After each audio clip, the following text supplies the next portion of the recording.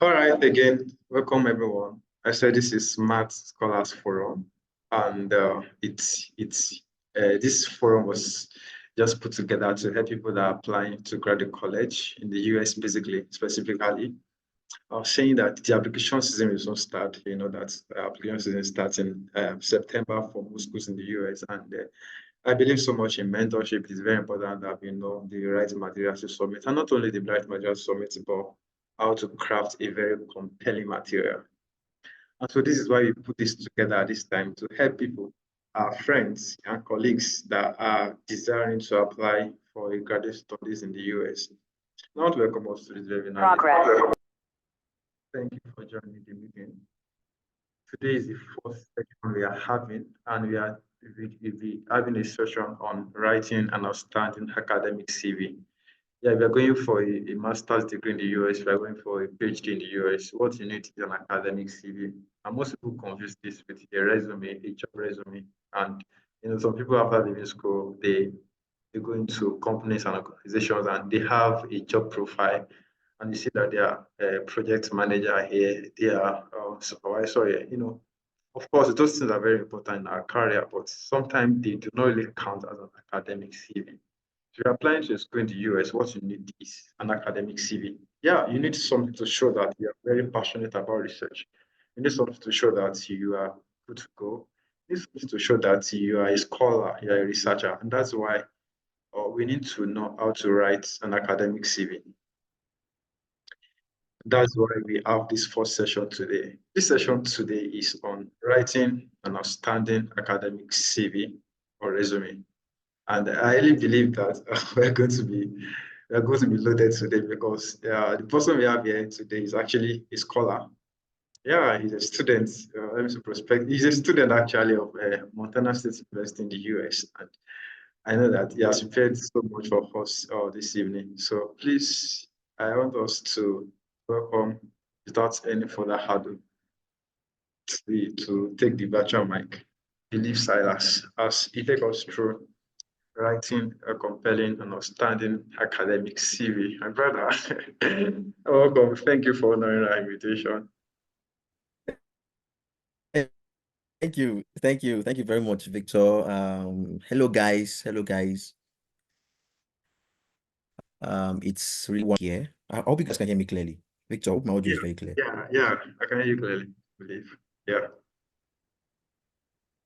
All right. So it's very very good to be here once again. I sincerely want to appreciate my friend Victor for this wonderful privilege.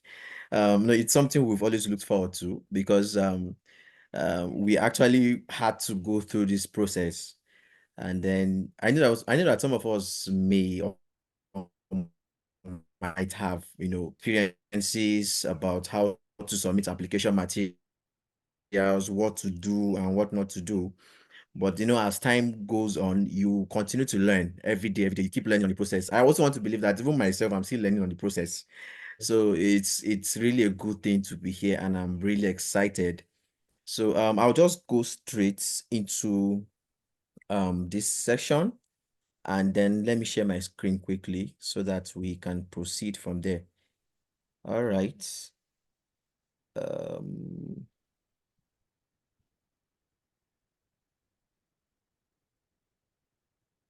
All right, so I hope you guys can see my screen. Yeah, Victor, you can see my screen, right? The screen is coming on already. It's coming on.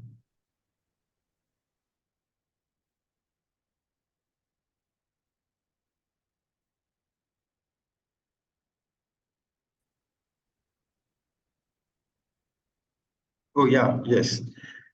I think I can see your screen now. It's good. Okay. All right. Very clear. Okay. All right. Thank you. So, today we'll be learning, writing an outstanding academic CV. And of course, my name is Belief Silas, and I'll take you on this very brief, teaching, this very brief series. So quickly, if you can see my introduction page, we're talking about curriculum vitae. I really don't know the correct pronunciation, but then it's such that some people say curriculum vitae, that is CV, some people say resume. Okay, but it's just a Latin word, as you can see on the screen, and it refers to, since we're talking about academic CV specifically, so it talks about your academic course of life, your total activities pertaining the academia, the things that you've done pertaining the academia. So that is why this one is strictly an academic CV. And then, unlike a standard resume, your academic CV is always more comprehensive than your resume. So in most instances, you hear some people say, submit your resume, or sometimes they say, just submit your resume. So actually your CV is more comprehensive. So your CV can actually have more pages than your resume. Your resume can just have 1 or 2 pages. Sometimes maybe if it's plenty, just 3 pages. But in all, your resume is just supposed to highlight your strength as a scholar. You're supposed to just highlight some of the things that you have done, some of the things that you're doing, the processes you've gone through. It's just to give the person that is accessing you an overview of the things that you have done, an overview of your capabilities. Okay, so that's why you see that for most industries in Nigeria, they tell you to submit your resume first. So they take a look at your resume. In fact, from resume, they just know that, okay, this person is good enough, this person is not good enough. So it is after you look at your resume before they now begin to look at what you have, or maybe let's invite this person for in his resume.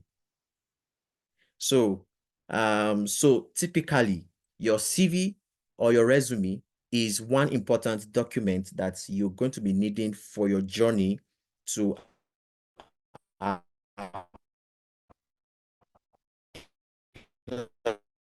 fuse. In case, in some instances, they can actually mean the same thing. There are some environments where your CV and your resume can be used interchangeably. Okay, but then for those of us that have very for those of us that have very elaborate activities, of course there are senior men, there are some scholars that are very, very, you understand, they've gone far. So people that have maybe up to 10 applications, 10 publications, you've attended, they have extensive conference records. Those guys, those senior men, those ones submit CV. You understand? But for people like us that are just starting, it's expected that you just have the resume, because the resume is supposed to be very, very concise. And just like I said earlier, what is an academic CV? It is a document that demonstrates your qualifications as related to the academia. That is why it's an academic CV. Okay, so it helps your accessors to know your capabilities. And then, of course, just like I said, the CVs are usually more elaborate, so they can be up to 10 pages. But please, you cannot use 10 pages CV for graduate school application. You want to have CV more than PI that will employ you. It doesn't make sense, right? So, so, so please just keep it at the fact that you are still an upcoming, you're still an upcoming scholar. So please, nothing too much, nothing too much about your resume, right? And then, so we have an idea now, right? So your CV/resume. So, but in this case, I might be using them interchangeably, but please don't get confused, because like I said, if you check some school websites, they always write CV/resume, right? They say CV/resume, but then they can actually mean the same thing. So now, features of an academic CV. What do you need to have in your academic CV? So we're talking about the features of, okay, like the things that you need to have in your academic CV, and things that you are not supposed to have in your academic CV. Are we together? Now, the first thing is to list your contact information, just like I've highlighted here. So begin by putting your name. There are some changing the slide, because you are still seeing the very first page. I don't know Oh, if are you you serious? yeah, I still seeing the very first page. Sorry. Okay, is it from my own end? I'm actually Maybe sharing. okay, you could stop sharing and then start sharing again because we are just seeing the very first page. Oh, wow, and Yeah. I've gone for here. Oh. Sorry. Chai. Okay, let me stop sharing Okay, and let me okay. share again.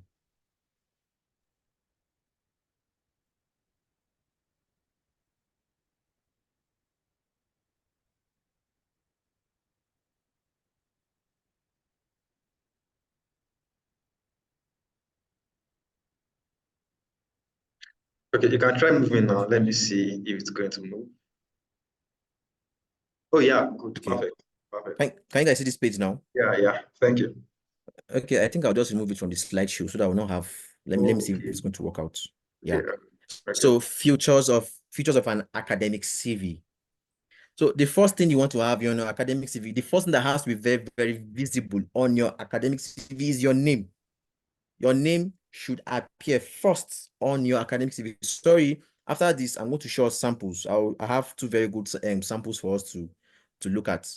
Now, so just like I said, the first thing that should be visible on your academic CV is your name, then followed by your phone number and email. Okay. And if there's a physical address, although the address is optional, in some cases, you may not want to put the address. All right. And then there are some people that will say, okay, you have to put your address. So it's left for you. But ideally, your name, your phone number, and your email should appear first. But I think for some of us that usually use let me say people's CV, there's those copies that we get online. And you see that on somebody's CV, you see the right curriculum vitae there. The person did not edit curriculum vitae, the person did not remove curriculum vitae and put his name. So you now see curriculum vitae or you see my CV, then before you now see the person's name. I think that practice is very, very wrong. Okay, so just your name and your phone number and your email. And most likely, if you have a personal social media page, most importantly, your LinkedIn, because your LinkedIn is supposed to be like the professional page. You can actually add a link to your LinkedIn page there. Very, very important. If you have other professional pages, like let me say GitHub, for those guys that are into maybe programming, maybe you have your GitHub page, maybe Indeed. Those are very professional websites that you can actually add on that contact information page. So it should be very, very clear. And then the next one is to write a short professional academic summary. Now, this is not compulsory. In fact, in my own resume, I've seen most academic resumes. They don't usually put a short summary or maybe a short profile about yourself. But then some people just do it to just say, okay, just to highlight in few statements or in few sentences your academic prowess. But then it is not up, it is very, very optional. In fact, for the purpose of maybe you just want to save space on your resume, I will advise that you shouldn't add this.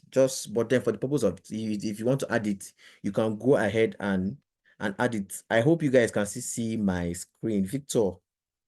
Yeah. Thank you, Philip. We can see your screen. I think the slides are moving now. Yeah, they are moving Okay, now. all right. So, Yeah, all thank right. you. So, and then after that, the next section should be your academic qualifications. This is very, very important because it is an academic CV. Your reviewers want to see your academic CV first. Sorry, they want to see your academic qualifications first.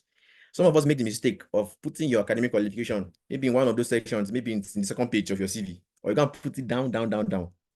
It's it's not okay, because if a reviewer wants to, once it's opening your CV, once they open your CV, after they see your name and your profile, they want to see your academic qualification. They want to know what you have been up to academically.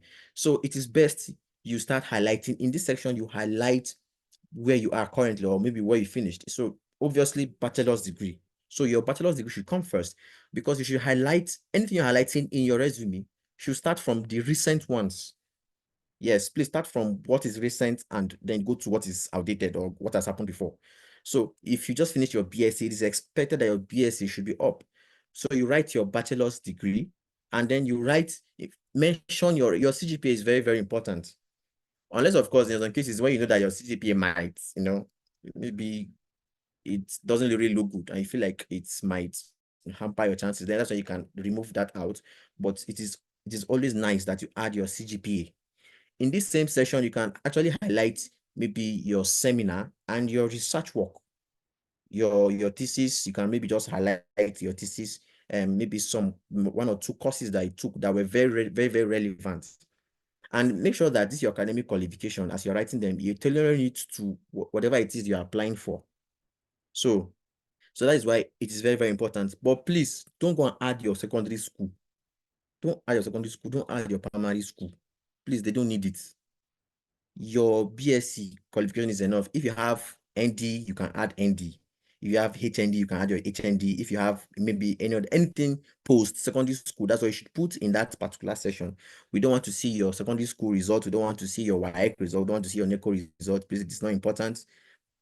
Manage your space. And then, yes. So subsequently, you can begin to add your professional experience. Now, your professional experience can come in different forms. It can come in form of research experiences. It can come in form of teaching experiences. It can come in form of then other like job experiences that you have that are relevant to what you are applying. You can't be applying for you're applying for, let me say, you're applying for PhD, and then you are adding bank job experience. You're working at Access Bank. You're adding it for us in your CV. Please, I beg you in the name of God, don't put that. You cannot be applying for PhD in chemistry, and then you're not putting job experience from sales and marketing in one company. Please don't do that. Avoid it. So strictly what you're supposed to do in this session, if you have research experiences and know that they are very extensive, you can highlight your research experiences, you can put them here. But most times you just say teaching/work experience. So you can highlight where you've taught. If it's in a secondary school, if you've taught as a teacher in secondary school, that's okay. You can add it. If you've worked as a graduate teaching assistant, that's okay. When you add it, you just highlight some of the things you've achieved under each of your experiences, right? And then you can under your job experiences, if you have job experiences such as internship, you can put them under your job experiences. If you have maybe any personal role that is related to academia, you can add them. But then your professional experiences should be like, it should be very, very clear, and it should be very, very concise. Please don't pad your CV. You know what padding is? You fill stuff inside so that you look plenty. You don't gonna turn a reviewers eye, because some of the reviewers have old self. Yes, and 10, your publication and conference presentations. Very, very important. If you have your publications, please highlight them in this session. Now, your publications, please make sure you use a particular referencing style. That is how to put your publication in your CV. You're using a particular referencing style. Some people prefer to use APA. Like me, I like APA. That is APA format. Some people like to use Harvard. But if you have 5 publications and you are referencing them in that your CV, please ensure that you use one format. Don't go and use APA, the first one, go and use APA, the second one. Or maybe using, for example, my name is RS Belief, right? If I'm using RS Belief, then I'm starting this one, I'll write RS Belief. Then the next one, I'll put Belief RS. It does not align. The formatting does not align, right? So the formatting should be the same. So use that. And again, what you should do is that when you are highlighting your publication, you see your name, where your name is, please bold it so that it will be very, very clear that this is this guy, this is this person. Because it's very possible that you're using initials that may not align to, that may not clearly show your name, just as they've seen. So, example now, my name is Surifori Belief Silas. So let me say I can use RS Belief. Some journalists can say use BS Surifori. Some people can say use SR Belief. You understand? So that's why you need to highlight, you bold your name out together, and you list them. Your conference presentations too as well. You can use the same format to present them. So you can have different sections. If you have that there are instances when you know that you don't have lots of publications and conference presentations. So you can write publication/conference presentations and put everything together. But if you have enough, you can put your publications separate, then you come to another section, and then let's say under it and put conference presentations. So Yes, then awards. If you have awards, if you have honors, if you have grants, please mention them in this session. Some of your achievements. There are some of us here that you've had awards. Maybe you finished as the best graduating student in your department or in your faculty, and you were recognized. You should, you should sell yourself in this session. Very, very important. Some of us have some of us have some of us have honors, some of us have grants. You have scholarships. There were some scholarships you backed at some point during your studies. Please, they are worth mentioning in your resume. And yes, so yes, list of professional associations.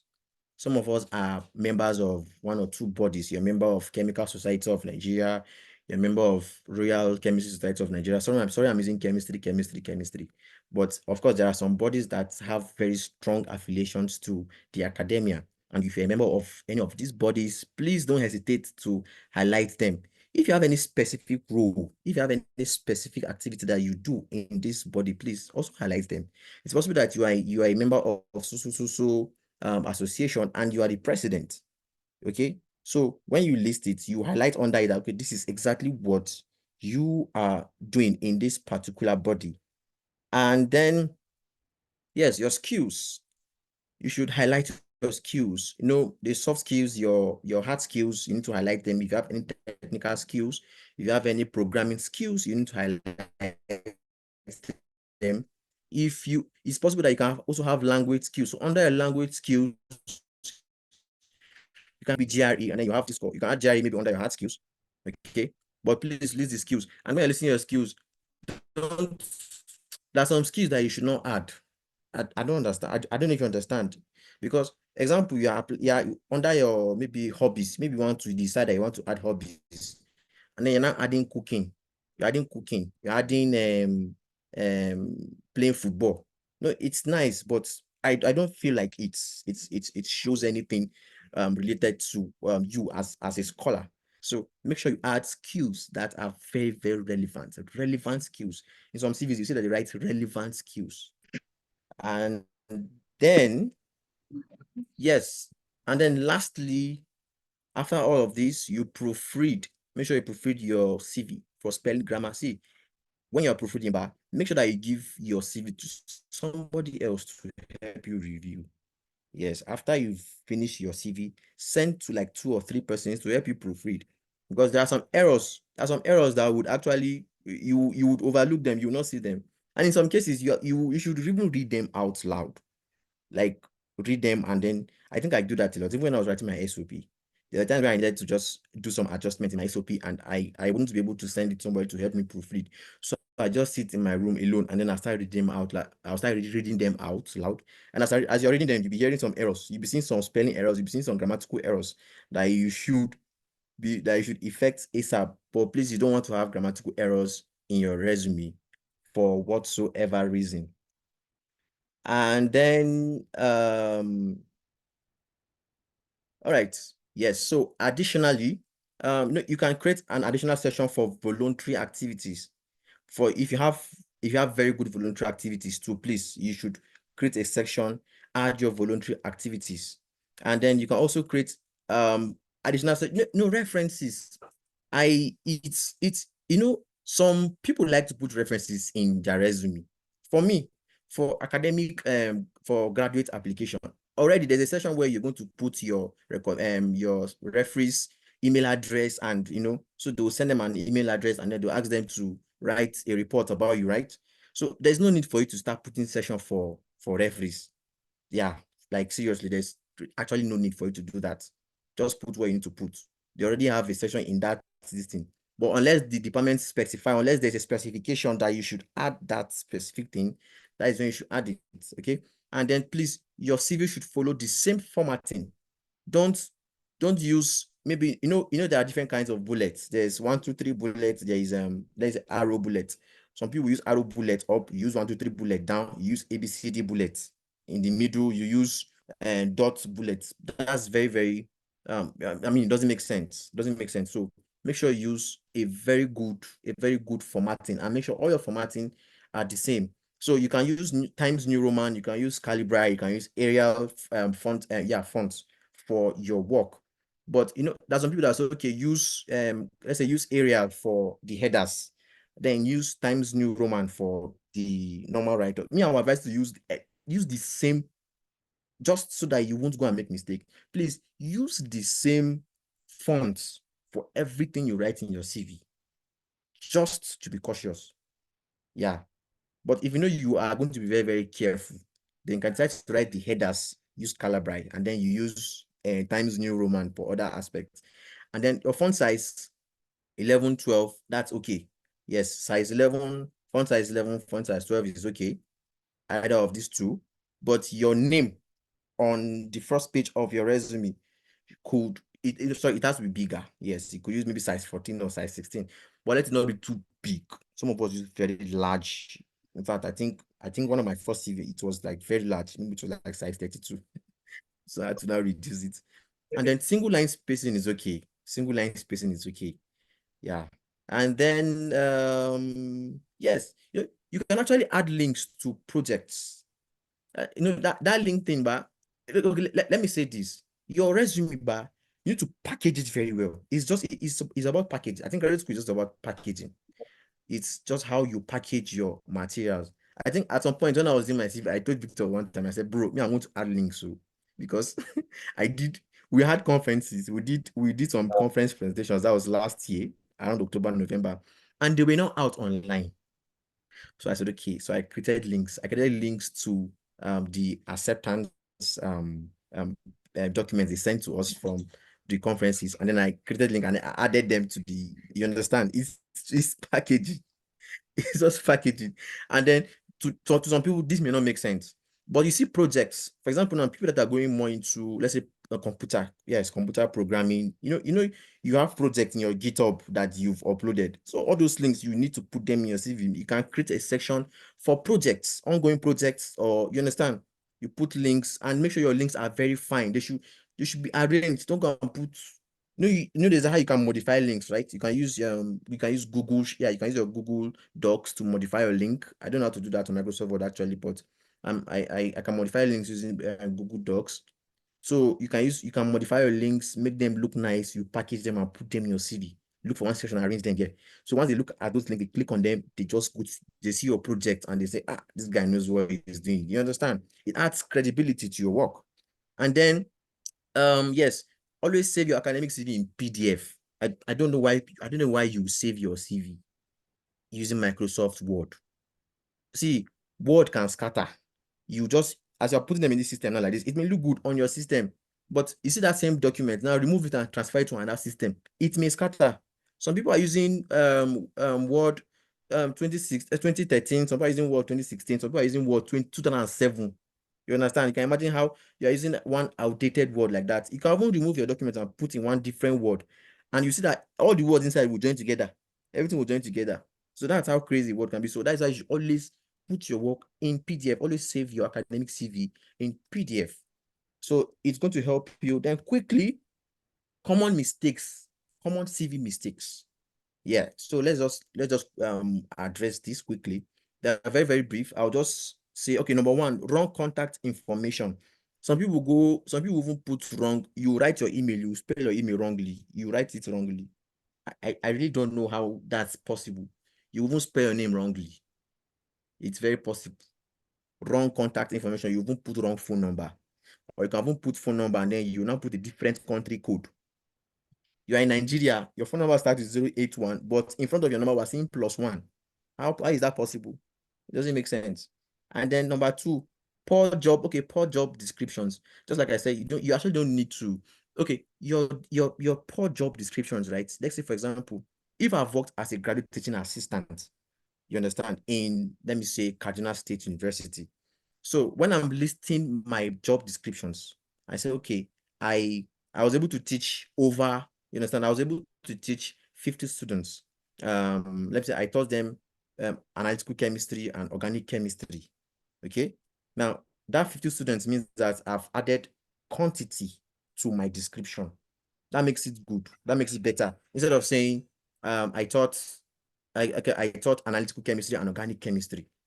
Now that's okay, but you need to describe your descriptions very well. If you're going to need to add figures, If in that your work CV you said you raised the company sales by 16% after 5 months, you want to do the same thing too in your job description. So you need to describe your whatever activity that you've done. You need to make sure that it's very it's clear. And then grammatical error, I've said something about grammatical error, right? Then weird fonts, just like I said, make sure your fonts are uniform. Your fonts, your formatting, everything has to be uniform. And then, okay, huge unbroken paragraphs. There are some people in their CV, I don't know, but you see that someone is even writing job description, someone's writing job description like SOP. It's supposed to be bullet points, right? It's supposed to be bullet points.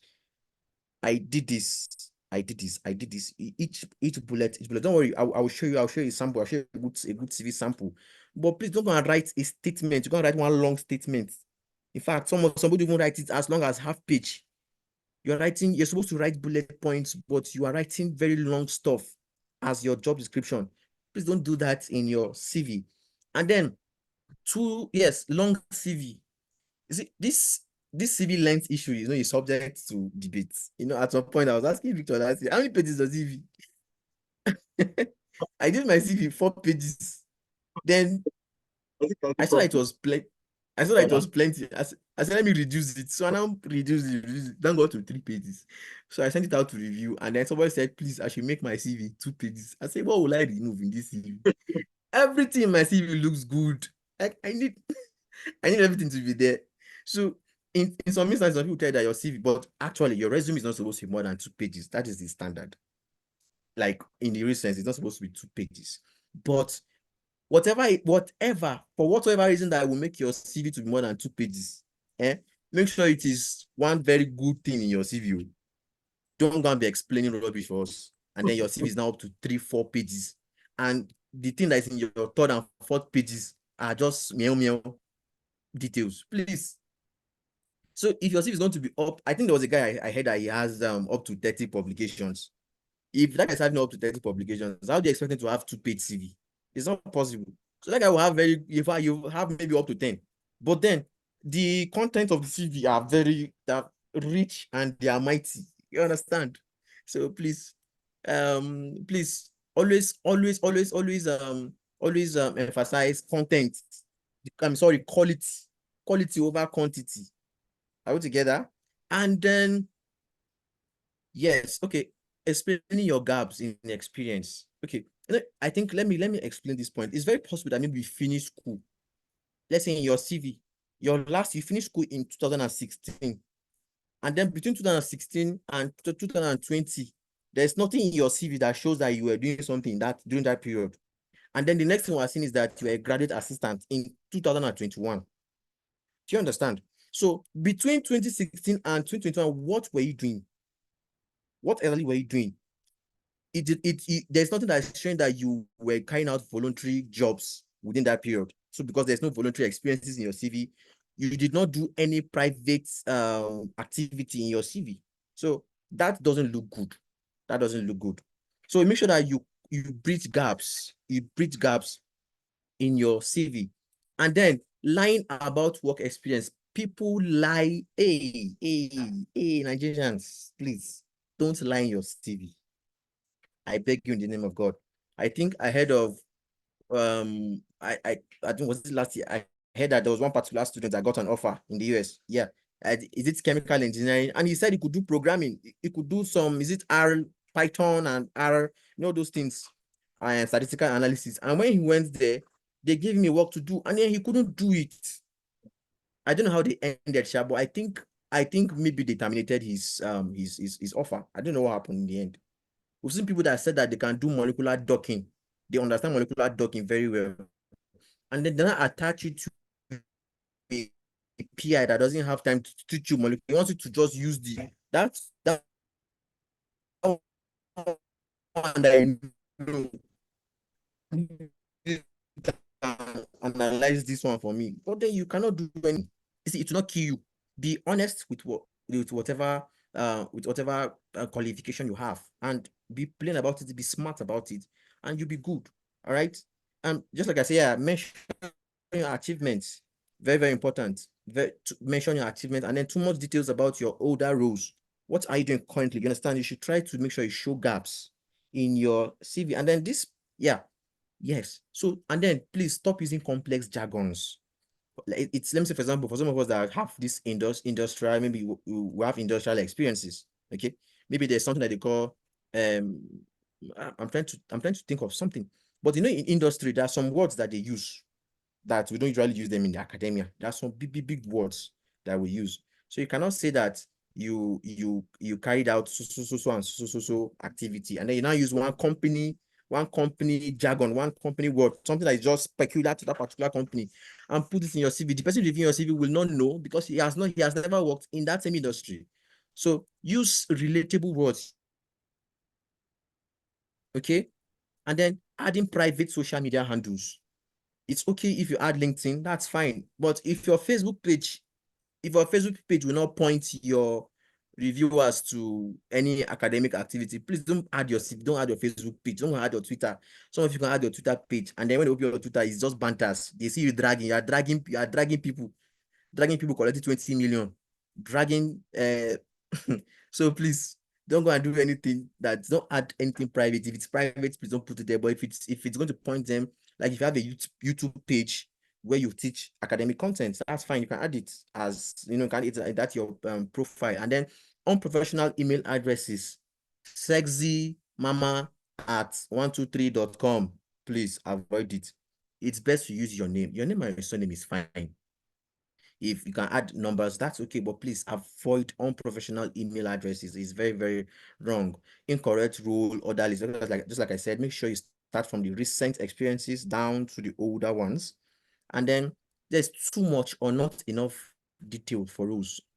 Sometimes we write too much, because just for example, you worked in one particular role for 5 months, and then your achievements in that 5 months is close to 20. It's fishy. You can say, this guy is lying. Doesn't make sense. And then there are times when we underwrite. Yeah, it's very possible that you underwrite your achievements. So yes, incorrect order of education history, just like I've said, always start from the recent ones. Yes, using initials for university or college. Please, let's avoid that. If your school is Kaduna State University, write Kaduna State University in full. Don't go and write CASU. If it is University of Ilorin, please write University of Ilorin. Don't go and write UI. They don't know UI. And they don't have time to go and be Googling and checking for UI. Okay? And then, yes, showing your skills without measurements. Just like I said, always add, if there's a way you can quantify your achievements, it's okay to write, to do that. And then always show your accomplishments. I think there's something I didn't add here. Please, your private details in your CV, in that your personal details, please avoid telling us your sex, your age, your date of death, your local government, your tribe, your state of origin. Please don't do that in your CV. This is not even about academic CV right now. Any kind of CV. Don't put your personal information in your CV. Your email address, your phone number, your name, and maybe some of your social media handles are okay, they're fine. But you don't have to go and start telling us things about your tribe. Somebody even put tribe. How will you put tribe in your CV? What would reviewer do with your language in your CV? Do you think the reviewers? Anyways, let me not say anything. But please, there's not kind of nepotic mindset and say, okay, maybe the person that will be reviewing my CV might be from my language, and then you will find favor. It's a lie. They don't have those type of people in the US. Please, the US people, the people in the US, people reviewing applications in the US they are very, very real. So please avoid putting personal information in any kind of CV, not just academic CV, right? Yes. So I'm going to quickly stop sharing this. I want to show us a sample of a CV that would be very, very helpful. So just a moment. Okay.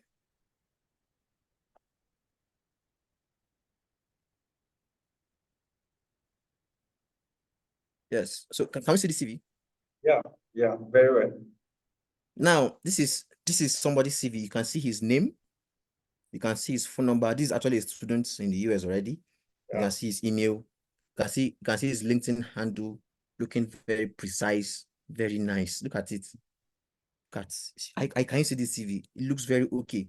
Now, this person did not put his language. This person did not put his age. This person did not put his date of birth. This person did not put his tribe. This person did not put who his father's name and industry. He didn't put all of that. He went straight to the point. And then the first thing you can see in his CV is his education, right? And then you can see in his education, you can see the name of the school. You can see the course he's studying and his CGPA. And then you can see his research mentor, and then the year he started, and of course he's still on, the study is still on. You can see when he was in OAU. So you can see that the education section is very, very straightforward, right? And then in his next session, that is under professional sessions, just like I said, you can see the work/teaching/research experience. It's very possible that you can merge these things together. And then you highlight them.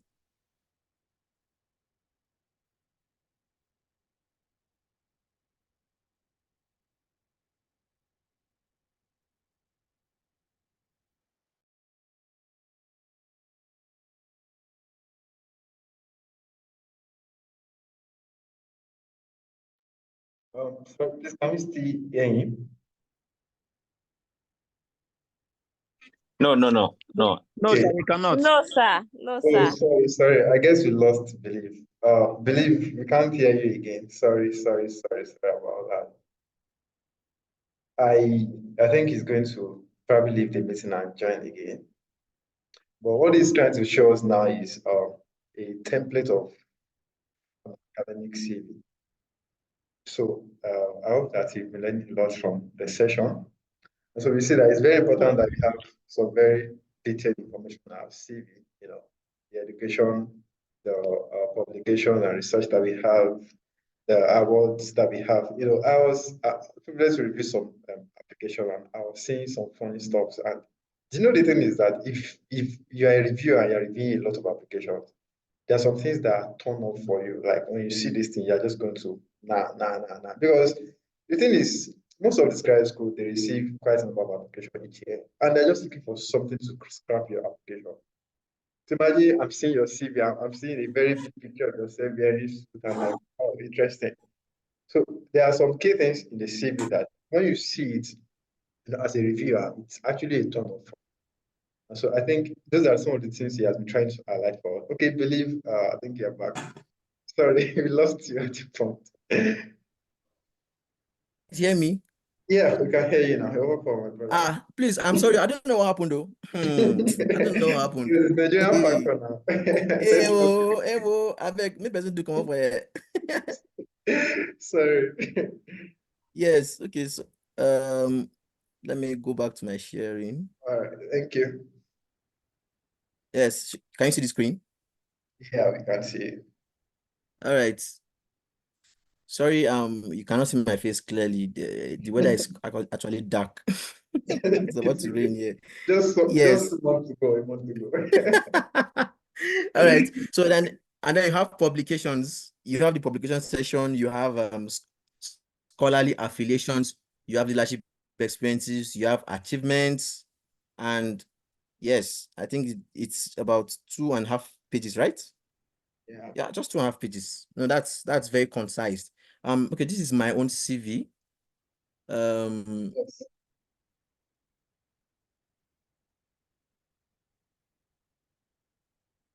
Hey, sorry, I'm trying to. It's fine.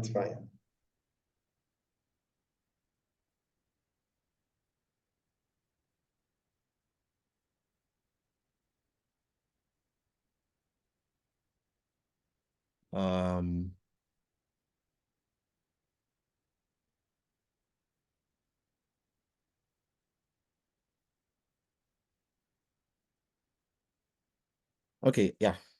You can see this, right? Yeah, sure. Okay, yeah. So this is my CV. I actually wrote my address and my email and then my LinkedIn profile. My education, I listed you can see my MSc, my ongoing, my MSc 2022, look at the dates, the way I wrote it. I wrote my relevant coursework. I wrote my CGPA, and then I wrote my graduate thesis, right? Now, And then my my BSc, Kaduna State University. I added my class rank, I added my CGPA, I added my undergraduate thesis.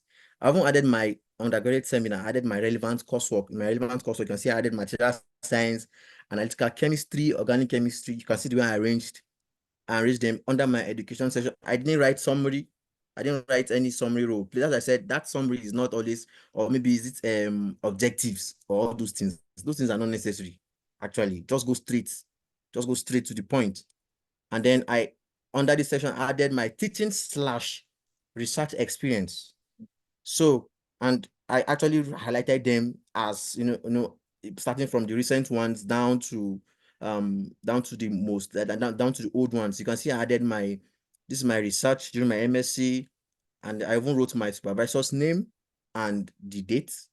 Then I worked as a graduate teaching assistant in Taraba State University and the year. And you can see the way I highlighted what I did. You can see the everything is on a straight line. So I taught basic chemistry topics in material science, second year students, corrosion engineering, fifth year students, and manufacturing technology, third year students. Developed and organized new topics from course outlines in material science. You need to use, there are some keywords that you should use when you're writing these things out. Developed, you understand? Administered, organized, you get. Like chemistry terms, if it's in my undergraduate research, I use synthesized, managed, determined, examined, characterized. I don't have that document, but there are keywords you can use, and you can see my spacing.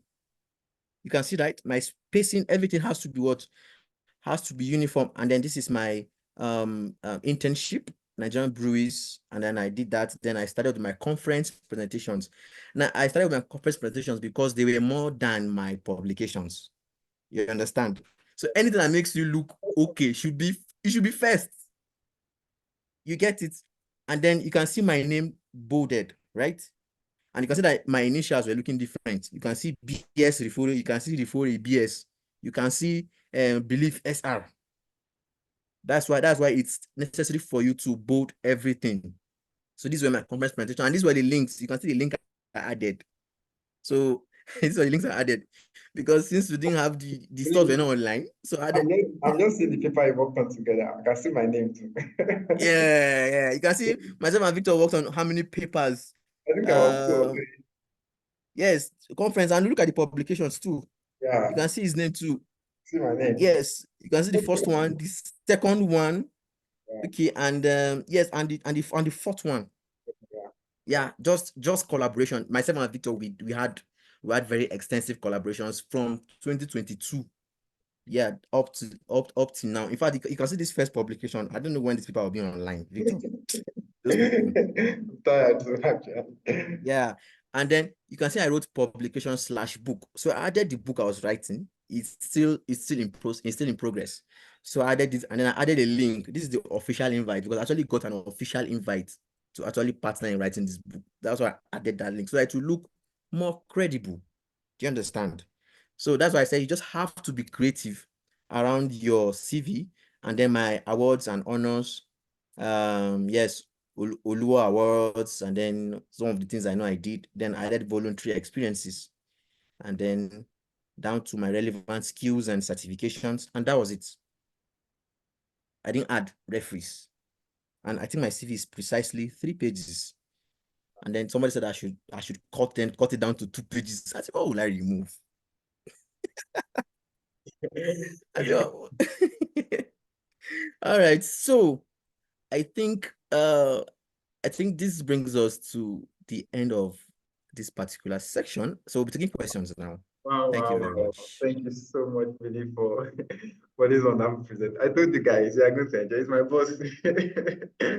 Thank you so much for the Don't mind him. Victor is my boss. I've learned a lot as my mentor is, trying to mentor me. Thank you for the wonderful presentation. So do you have questions? I think I saw some questions on. Let me try to check. Okay. Yeah. So someone asked about, I think that has been answered. Someone asked about the number of pages that the CV could have.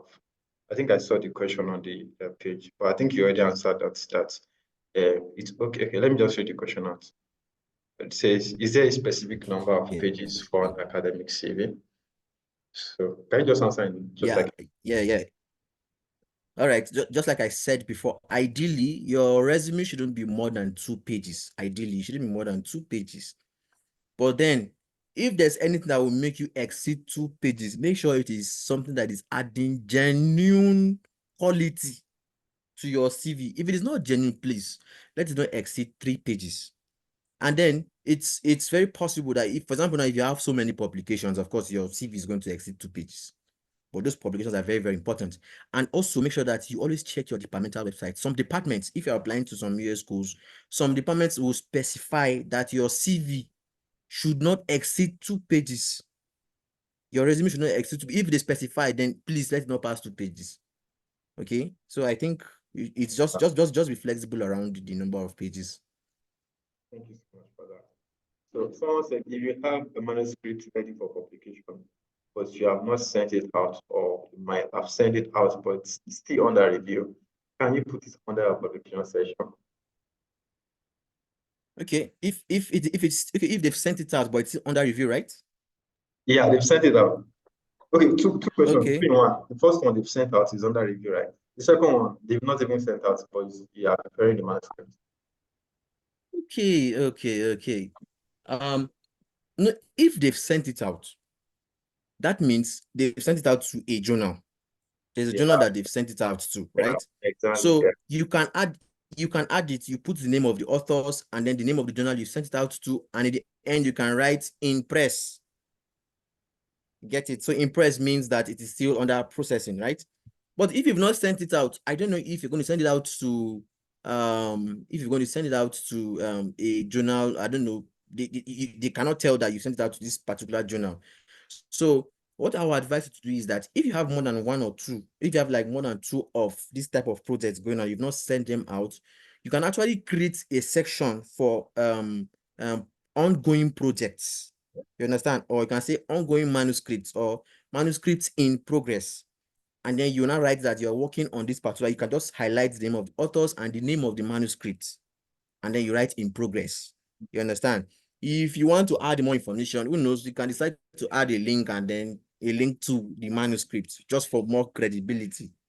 You understand? But if it is just one, I mean, I will not advise you to put it. If it's just one something, just allow it to. But if you sent it out, please add it in that CV. Thank you so much. So someone said, okay, someone is asking for the sample of the CVs. Okay, well, if you are a member of the Smart Scholars Forum, there's a page, or you can get the sample of this CV. If you are not a member, please send email to smartscholar@gmail.com. The R is double.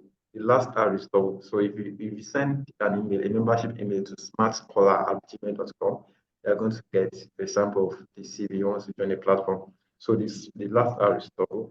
Okay, the other question I have here is, okay, please, I want to ask if it is for voluntary works that makes you better, is it okay to add to it? So I didn't get that question well. If a voluntary works makes you better, is it okay to add to it? Well, If the voluntary work makes you better. Okay. I think Do you there's understand the question? yeah, I think there's a section for voluntary and leadership experience, volunteering and leadership experience. So, of course, anything you have done that has to do with community service, volunteering, you're not paid. This is volunteer. You should add. Should Yes, add add it to them. CV. Add them. Please, Add very them. important. Very important, please. Okay, so please regarding the Add class. all of them. Yeah, thank you. So regarding the class rank, what position can we stop? Okay, please can you answer this? Yeah, the one, yeah, our guest. Let me answer the question. Okay, what position can we stop? Hey, see, I think you should just leave it at top 5% is okay. Yes. Yeah, because top 1%, that's it shows that you're extraordinary. Top 2%, top 3%, top 4%, top 5%. I know it's percentage. So 5% of one plenty number like that. So you cannot tell. Maybe if it's a top 5%, you cannot be maybe at like the 50th position in the class. So I think you should just leave it at top top 5%. But I'm even tempted to just leave it at top 3% if it's even going to be okay. But then, Thank you so much for please, that. top 5 Okay, is okay. I want to quickly rush through the question that I can finish by 6. Yeah. Can we get a sample of this? Okay, yeah, I already told you, if you want to get a sample of this CV, there's actually a sample on the group, but you can still send more. I can send the one for Believe, I can send one for the other person as well. You have to be a member of the Smart Scholar before you can get this template. So please, you can send an email to smartscholar@gmail.com. The R is double, the last R is double, RR, so smartscholar@gmail.com. For voluntary experience, must be relevant to what you're applying for. No, I don't think it's not compulsory, it's relevant to what you're applying for. Voluntary is what you have done to help the community. So whether it's whether it's relevant to what you're applying. Well, most of my own voluntary experience, they're not even relevant to my field actually. So I don't think that's relevant to it, right? My mentor, I hope I got the question right, sir. Yeah. You're correct. You're correct, sir. Okay. So can we write? Okay, the email has been sent. Thank you for sending me. Smart Scholar. Yeah, that's the mail. Okay, last question. I can see a lot of graduate and research experiences, but as a medical applicant, we work more in healthcare. Any solution on how else we can portray research interest? Can you answer this, sir? Sorry, can you repeat the question? He said, I see a lot of graduate and research experiences, but as a medical applicant, I think this person may be like a medical professional, right? Okay. He said, can we work? Yeah. Well, we work more in the healthcare. Any solution how else you can portray your research interest? Okay, I think the thing about the CV is that it's very, very possible. It's very, very possible that you are actually strong in this area and then you're not strong in that area. You understand? So as a medical personnel, anything you do related to health, whether it's public health, whether it's still health, I believe it portrays that you are doing this specific. There are people that don't have research experiences in their CV. There are people that don't have research experiences, but they have very expensive, they have very extensive professional experience. So maybe you are like a medical personnel, and then you have lots of experiences as a field medical personnel. That's okay. It's related to your area. It's very possible that you don't have a single publication, but you have extensive voluntary experiences. So it's very possible. So anything that's your strength in that your CV bar, make sure it's what comes first. If you don't have research experiences to talk about, please go ahead and talk about other aspects of your application that is very, very strong. I think that's okay. Well, thank you so much for that answer. Okay, so the last question I have here is, how do we get publications as a recent graduate, aside undergraduate thesis? Yeah.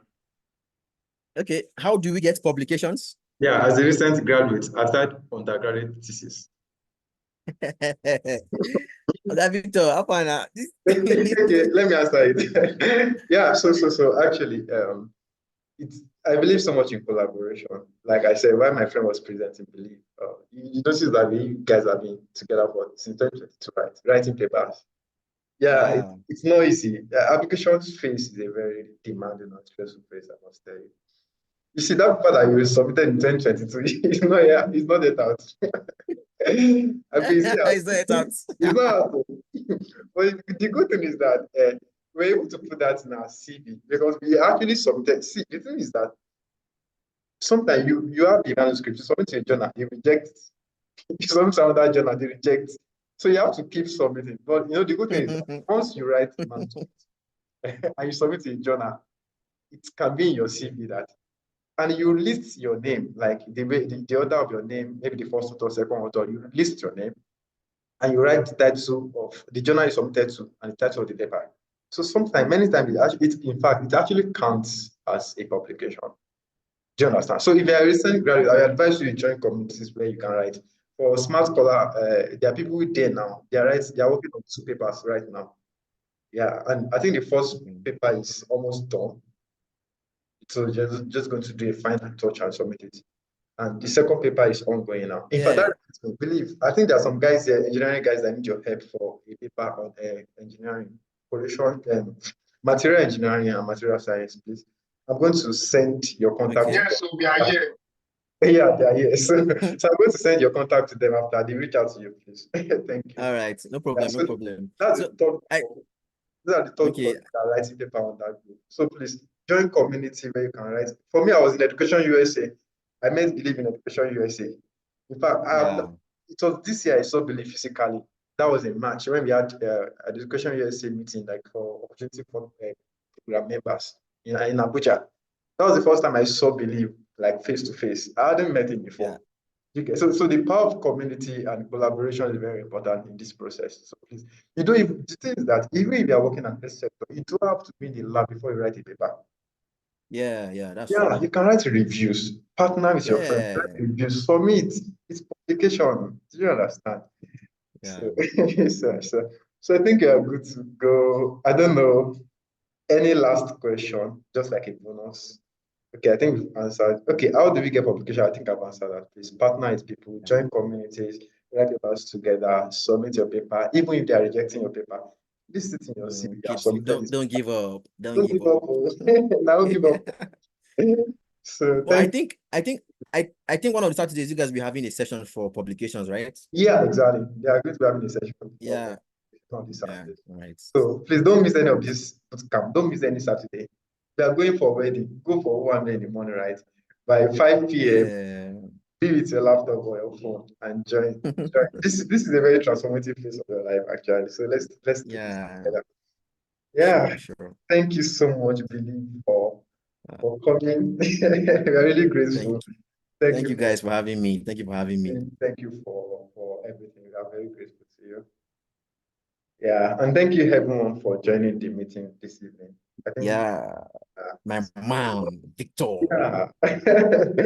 And so please apply to Education USA. There are professional bodies to apply to them to be their member, apply, and also, there's also mentorship in all these places. So thank you everyone for joining the meeting and see us on Hey, Saturday. somebody's hand is up. Oh, I hope. Oh. Let me, okay, please, you can go on. You have the mic. Ike Makwa. Sorry, I hope I didn't bother your name. You can ask your question, sir. Just unmute yourself and ask your question. You can unmute yourself and ask your question.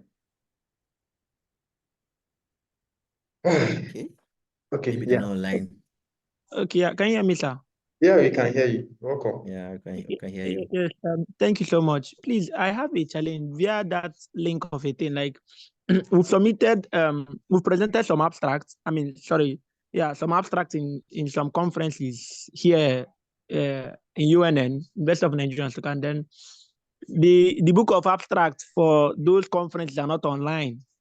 So the I believe kept on saying create a link. I mean, put all those things. So can you please throw more light on that aspect? How do we, okay, apart from knowing how to create this link, what do we do if we create the link? Should we go and get those book of abstract where our abstracts we are written, scan them, send it, convert to PDF and send it into those links, and then please, this is actually my challenge. Just clarify, if you can clarify this aspect, so that I will know what to do, sir. Thank you, sir. So that it could be assessed by this review committee members, sir. All right. Okay. The issue of adding links to your publications or your conference presentations is actually not compulsory. Okay. And then the reason why I actually went ahead to do that was because, okay, first, just like I said, just like you highlighted, the papers were not online. You get, but we had official acceptance letters from the conference organizers. They sent us an official letter and said, okay, your paper for so has been approved, and then your manuscript is whatever. So we had that official document from them. Okay. And sometimes some of these US schools, sometimes I just feel like, okay, some of them usually have bias for us because there are people that actually tell lies in their CV. I don't think Victor added any link to his CV. You understand? So the link, adding the link it was just my own personal decision. There are some persons that add links, there are some persons that don't add links. So I just needed to say, okay, I just wanted that should in case they want to go ahead and confirm if truly this was actually true.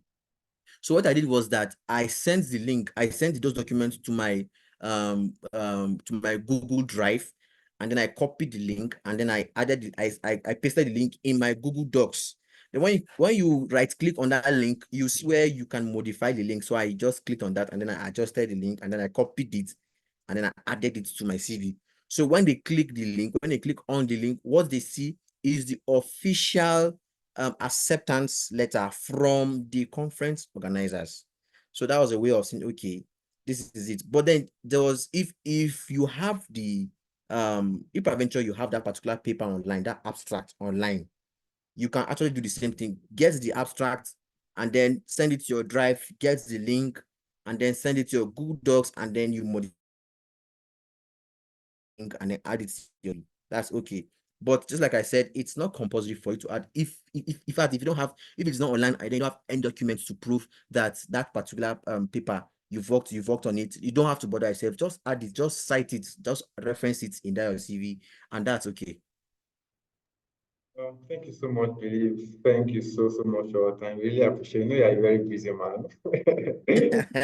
Your time, I appreciate it. Okay, let me just answer the last two questions. There's a WhatsApp group, but you have to send an email, an official email to smartscholar@gmail.com. Like I said, the last R is double R, smartscholar@gmail.com. Send your CV and send a list of schools to apply to in the US. Just that, and you'll be sent a membership form or something. Lastly, someone's asking how to apply for Education USA OLP. Actually, Education USA OLP is closed for now. I think Lagos sent out interview invites this week for people that they are going to take in. Education USA opportunity for the program opens around March, I think March 15, and it closes around March 31st. So the idea for Lagos now, I think they already sent out decision. Abuja might actually send out a decision very soon. So if you want to apply again for OLP, it will be next year, March. Do you understand? So it's close for now. People that have applied are those that they are getting back to now. Some people got interview for Lagos and they are thinking we shall have a session. Maybe after this meeting by 8 p.m. or you can just, people that are on that group, you can organize a session that we'll be able to take that together and just to prepare you on what to get ready for your interview on Monday and Tuesday for Lagos Center. Again, thank you everyone for joining the meeting. I appreciate you all. I think we should end the meeting now. Any parting word for us, sir? No parting words, sir. All Thank right, you very much. thank you for Thank you joining. very So much see for you having me. next Saturday. I'm going to end the meeting now. Okay, bye-bye. Bye, everyone.